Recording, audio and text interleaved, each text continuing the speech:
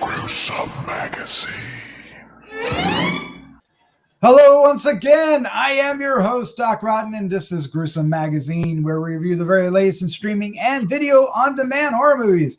Each week, my co-hosts Jeff Mohr, Crystal Cleveland, Dave Dreher, and I will take a look at various spooky, scary, and gory genre offerings. Tonight, we are reviewing Entwined. This is going to be interesting. It's a Greek horror film. And when we talk about the subject matter, you'll see why. All right, first, let's introduce Jeff Mohr. Jeff, how you doing, sir? I'm doing good. You know, this film reminded me of the tiny acorn that grew into a mighty oak and looked around and said, "Gee, I'm a tree." Oh my gosh. Dad joke. All right. This is what you're in for tonight, folks. This is what we do. But let's introduce. It's kind of funny, though. The one and only Crystal Cleveland, the living dead girl. Crystal, how you doing? Oh, look at all those trees. I'm good. I'm great. I feel like I'm one with the forest now. I'm going to be, Ooh, yeah. like poison ivy. I should have put like leaves in my hair, but I'm lazy. So sorry. Yeah, you are more like poison ivy than a dryad. Yeah. Yeah, I can see that happening. All right. So what we do here is we give our initial thoughts. We talk about the film for a little bit, and then we wrap up with our final thoughts, our score, 1 to 5, and our favorite scene. So let's dive into this. This is Entwined. What is Entwined? Well, I'm here to tell you. It is it's a Greek film, and I don't know why I keep saying that, but there you go. It's directed by Minos Nikolakakis, or something close to that. Written by John de Holland, starring Prometheus Elifer. I have a feeling that's not how you pronounce it. Anastasia Rafaela Conidi. Oh my God, why would I do this myself? Also starring John de Holland and Maria Engelzaki. I have a feeling that was closer than the other two that I did first. All right. The synopsis is: a city doctor, Panos, relocates to a remote village in order to offer his services to the community. It's love at first sight when he sets his eyes on Danae, who lives in isolation with a mysterious skin condition. Determined to cure, Panos will soon discover Danae is not helpless princess he thought she was, and time of essence is for both. Time is of the essence for both of them. That's English. My gosh. All right. This film is opening at virtual theaters on Friday, August 28th, with a North American VOD release to follow September 8th, 2020 on all major platforms. Entwined. She is not what she seems. That is true. So let's find out what our first impressions are. Crystal Cleveland, you're up first. Surprise. Okay. No, I was not ready for that. I was thinking it was totally going to be Jeff. This is a total Jeff movie, for sure. Total Jeff movie? But it's kind of, there's a lot of times I side with Jeff. I would say that this movie is slow, but it's compelling. I didn't feel like it was particularly dragging. It lived a little bit of a normal life instead of a hyper life of a movie, but it was interesting. There's not very many characters and not very many locations. Mainly one location, a cabin in the woods. Okay. And it's a simple story. And you can figure it out pretty early on. I mean, I think you could pretty much figure out the whole thing. And you kind of know what's going to happen. But I didn't really care that I knew what was going to happen. It was kind of fun to watch it play out. And the relationship between him and her was pretty dynamic, and you kind of see how he is more obsessed with her, I think, than in love with her. But she loves him. She loves him in return. And I think that she loved, I don't want to give anything away. I think she loves. She loves a lot. Yeah. So how do you pronounce her name? Her name is spelled Danae. Is it just Danae? I think it's Danae. Danae? Okay. Danae or Danae, I think they were saying. Danae, I think it was Danae. Yes. Yeah. I think all the characters did a great job. Even the old lady in the town. She was precious. She was actually really good, right? My heart kind of went out to her too. this is not going to be a movie for everyone. Oh my gosh, no. There's lots of people I would not recommend this to. If you're interested in gore and looking for gore, look somewhere else. If you want something fast-paced, look somewhere else. But if you just want a decent, slow burnish movie, I don't even think it's a slow burn. Like I said, it was an interesting watch. So it was a more subdued horror movie, and with a little bit of a fantastical element. I like fantasy a lot, and that's really kind of what this has. But it's not over the top. It's just subtle. It feels like a fairy tale, like a horror tinged fairy tale. Yeah, that's a very good way to put it. Yeah, and it's like much like a fairy tale. It doesn't have it's kind of just a cautionary tale about falling in love with the weird woman in the woods. Don't do it. Just that's a takeaway. Don't do it. All right, Jeff, what is your first impression of Entwined?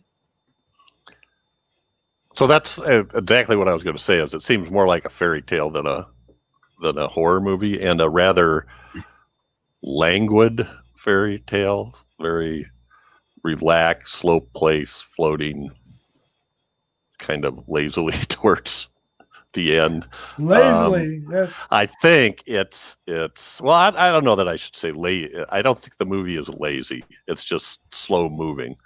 And I would agree with Crystal. It's not for everybody. And I really do think it could have been much shorter, but I'm not a filmmaker, so I may easily be wrong, but I felt like not too far into the movie, I pretty much knew where we were going. And we were just kind of waiting to get here. Oh, here we go again, and kind of go through the same cycle.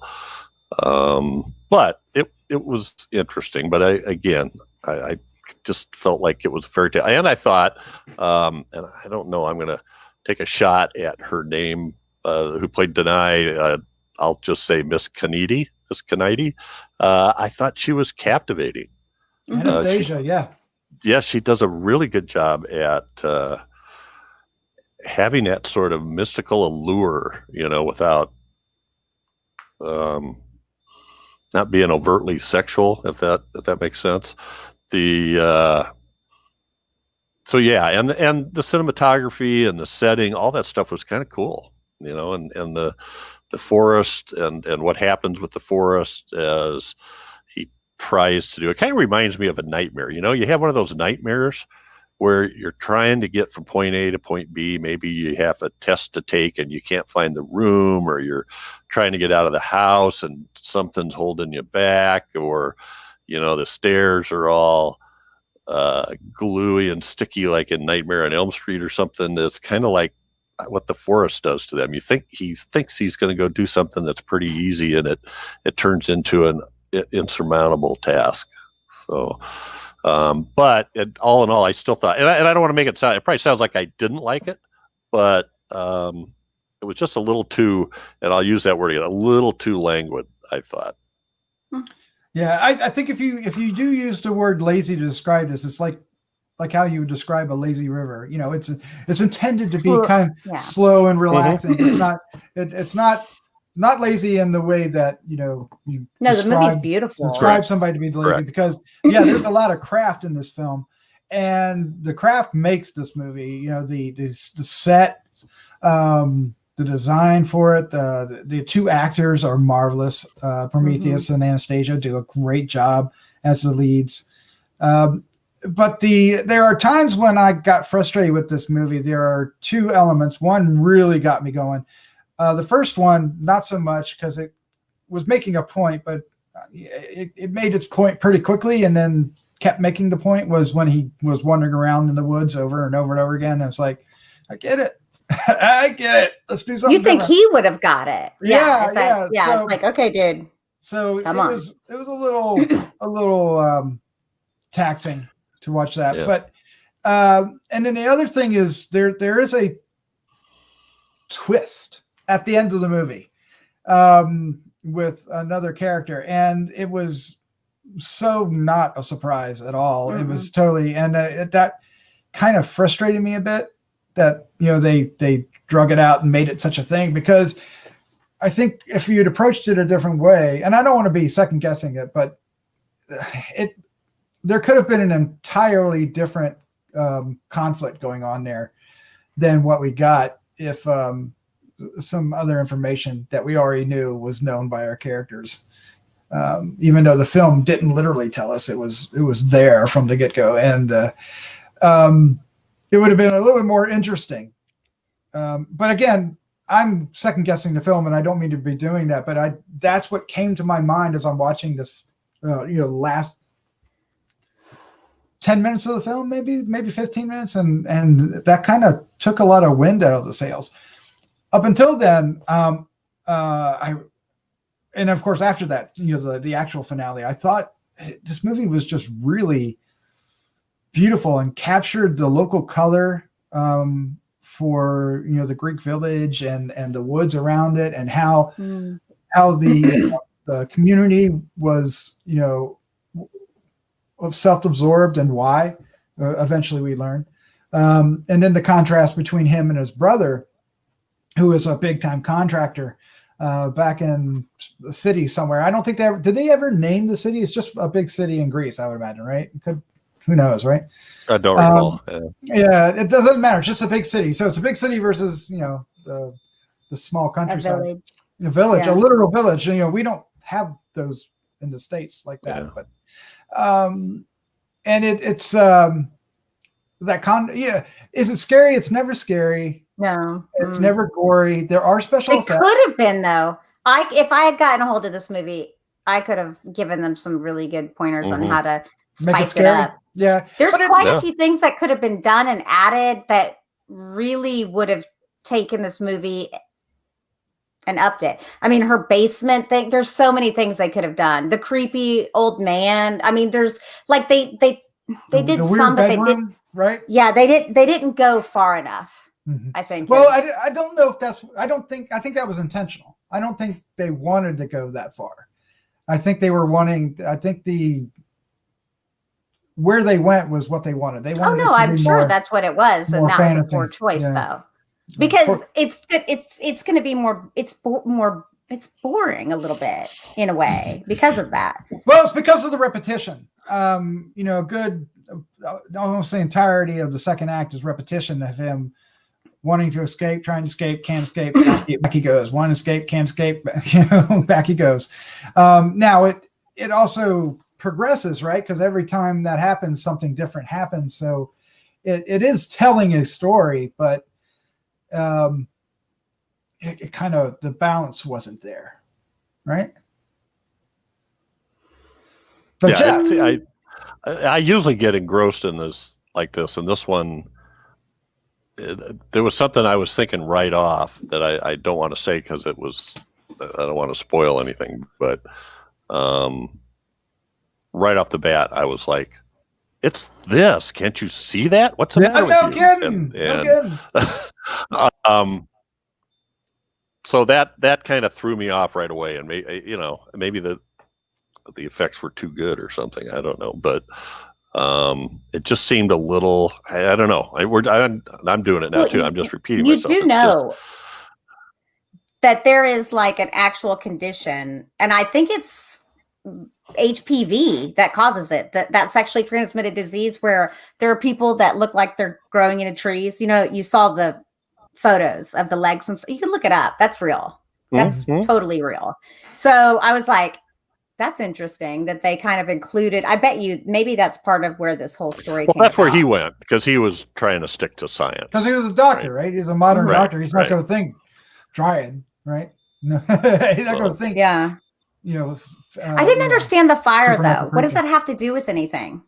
If you read about the lore of a dryad, it has to do with being in a home. So I was right about it being a dryad when I mentioned that the other day. I thought I was just, that was like the first thing that came to my mind, but I didn't understand the fire aspect. I was like, yeah. And that's a little bit of a spoiler for those who are listening, but it actually is a helpful one. It's not going to spoil the movie, but it actually, you might find that information a little helpful going into it, because you'll probably enjoy the reveals a little better, not having to worry about that part. And it's almost like the forest version of Sirens, Yeah, Yeah. exactly. Mm-hmm. But I would say, and you guys tell me if I'm wrong here, that what makes the film rise above some of the flaws that we're mentioning are the performances from Prometheus and Anastasia. There is a real chemistry between these two characters. The Panos character played by Prometheus, there's some pathos to him. I think he was my, I think she was fantastic, but he was my favorite. Oh. I don't know why. I just felt like he's so expressive. He was so expressive, like in his face and everything. And I don't know. I felt like he was such a sympathetic character. I think I loved the scene where he had the chance to escape. And then you could totally see what was going on in his head as he was contemplating this whole thing. And then he turns back around and I'm like, yeah, dude. Yeah. Well, and that's where the ending, and without trying to give it away, hopefully you guys will get what I'm talking about. A key action that changes everything. I thought Panos would take that action, or I wanted him to take that action, but he just couldn't do it. So that was a surprise to me that a different character took that action. So I'll take it back. You could see most of it coming. You knew where we were going. There's about a half an hour there that if somehow or another that was shortened and jumped, I would still know what was going on. Now there may be, I could very well be missing something that was supposed to be gotten across that I didn't get. I wonder if there's some stuff lost in translation. No, because I think there's more to Athena, the elder lady, than we're getting.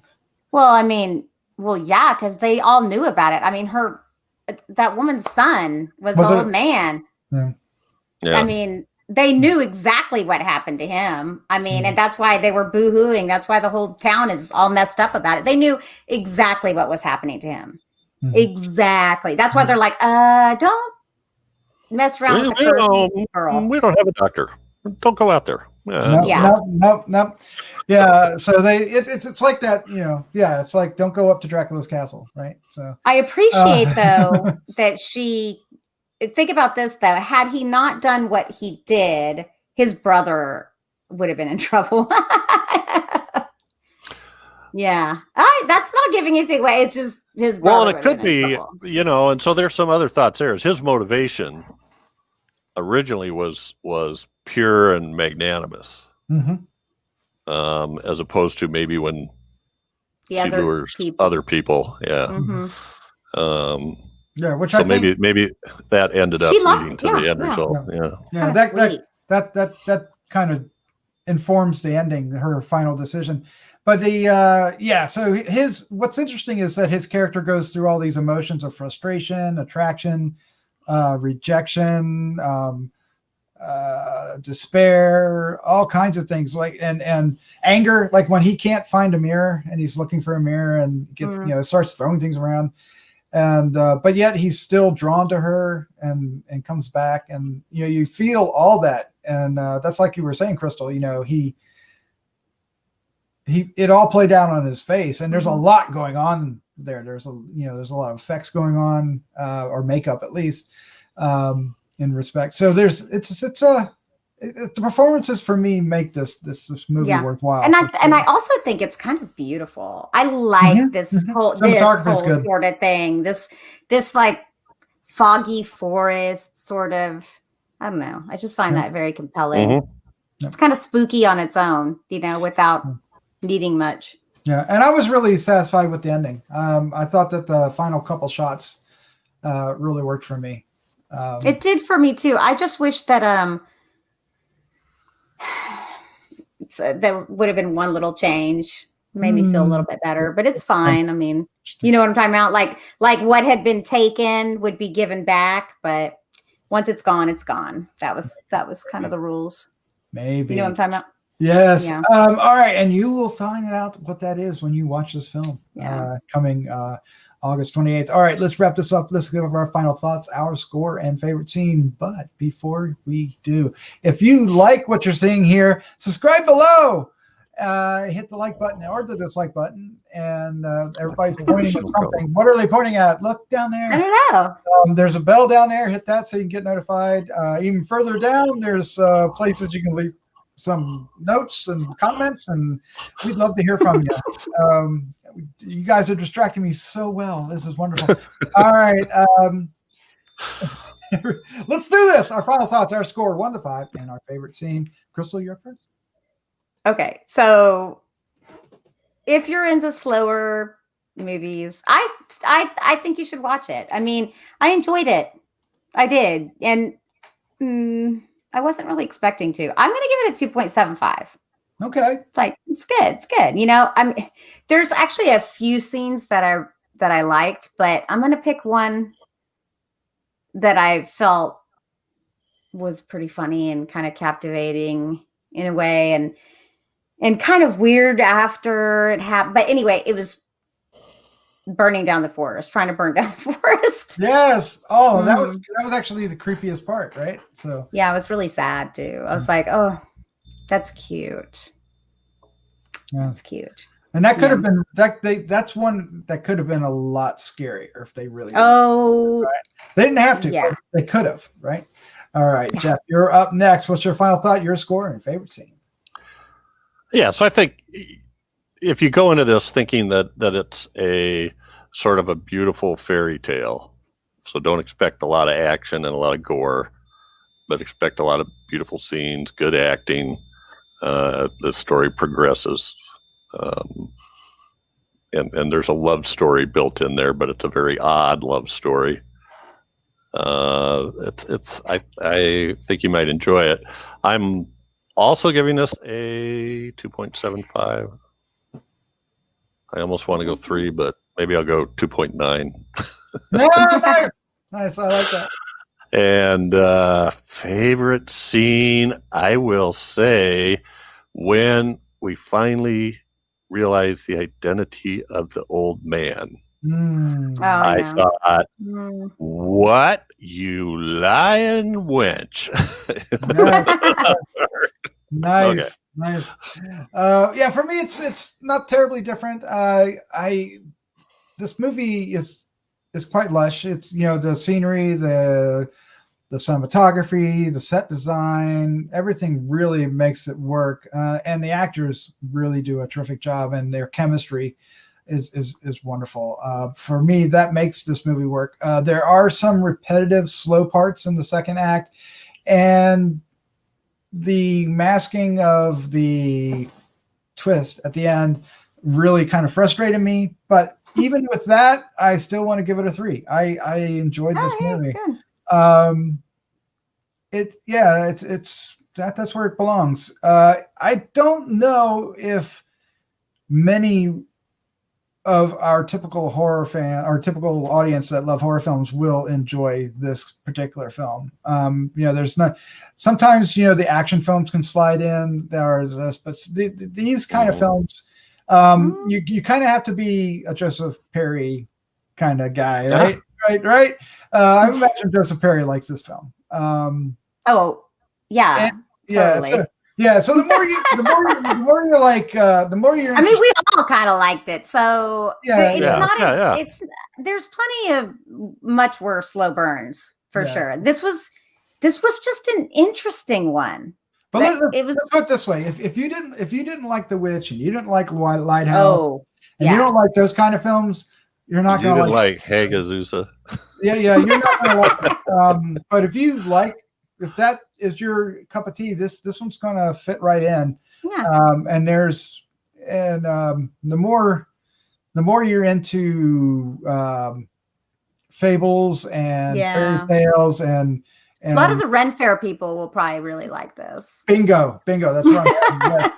Because there's a lot of that in here that you're like, maybe not total Ren Fair, but that feeling. It's gotta be, it's a feeling. That's what this movie is. It's like a overall like foresty feel. Mm-hmm. Yeah. And which it does. It achieves that atmosphere and aesthetic to it. But yeah, just kind of coffee might help. Yeah. All right. Well, that's our review of Entwined, which is heading your way around August 28th, and then later on September something. 8th? Let's find out. September 8th. Yay! And Crystal, Jeff, thank you for joining me. Thanks for having us. Yes, awesome. And for those who are still with us, thank you for watching and thank you for listening. We hope you enjoyed this. We'll have more coming next week. With that, let's say good night. Good night. Goodbye. Good night. Good day.